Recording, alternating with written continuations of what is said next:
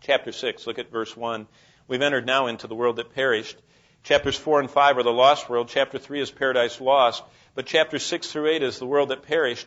And real quickly, if I could summarize one of the greatest sections of the Bible, the world that perished in the Genesis flood was a world in verses 1 through 5 that, number one, had no time for God.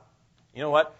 If we were going to describe the technological culture that we are watching assembling around us, it is very much becoming a world that has no time for God. It's tragic to think about. Verses 1 through 5, men began to multiply on the face of the earth, and daughters were born to them. And the sons of God saw the daughters of men, and that they were beautiful, and it was totally an external, physical world. And so, verse 5 says that the Lord saw that the wickedness of man was great, Genesis 6:5, great in the earth, and every intent of the thought of his heart was only evil continually. And that was the world that had no time for God. And verses 6 and 7 tells us they not only had no time for God, they wouldn't acknowledge their Creator. And I think that's the second description of our world. It seems like all of science and all of philosophy and all of the public figures in our media are not only have no time for God in their life, they don't want anybody to regard the Creator. And they go out of their way to think there's every explanation except for God. Every explanation except for God. And that's what was going on back then. No regard for their Creator. The entire world that perished in the Genesis flood is so much like the educators of our day who systematically deny not only that there was a creation, but there was a global flood. What is it they're trying to remove? They're trying to remove the most compelling testimony that God left. There's one sign God left on every part of this planet, and that's the flood. It's everywhere. You can't go anywhere on this planet without seeing signs and evidence and little pieces that point back to a global deluge, a global flood. And just like the world that got flooded didn't believe in their Creator, the world that got flooded that's alive today won't accept that it was flooded.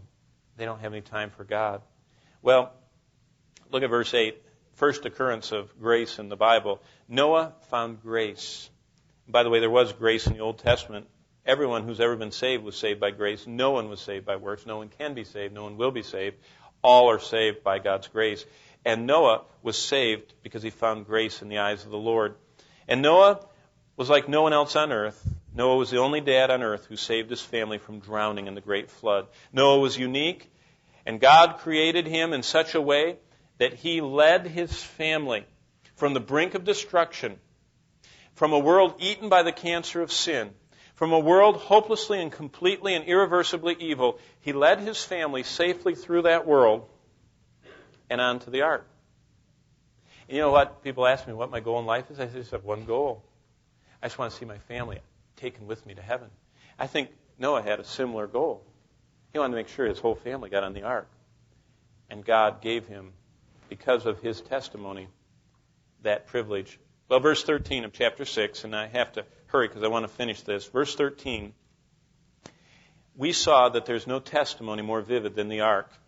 And verse 13 starts this God saying he's going to destroy everything. And in verse 14, make this ark. And there was no object like the ark. That huge box sitting in the back of his home with rivers of animals marching into it was hard to miss. But the world in their hardness missed the message, and they wouldn't even listen to Noah as he pounded and preached.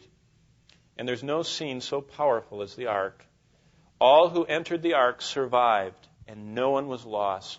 No one perished. And God preserved everyone who went into the ark, which is the perfect picture the Apostle Peter uses when he talks about salvation. Because sometimes we all feel, how could God want us? When we fail Him, when we wander. But the question is, has He invited you to come in? And if you've responded to that, when you come into Christ, as all the humans and the animals who came into the ark, not one of them perished. Not one of them was injured. Not one of them fell overboard. Not one of them got lost and, starved, caught the plague in there. They all made it. And while the door was open, anyone could come in. And all who believed God's word could come into that ark. But once the door was shut, no one else could come in. And what's amazing is, God shut that door, as we saw in our study of chapter 6, and then He began the flood.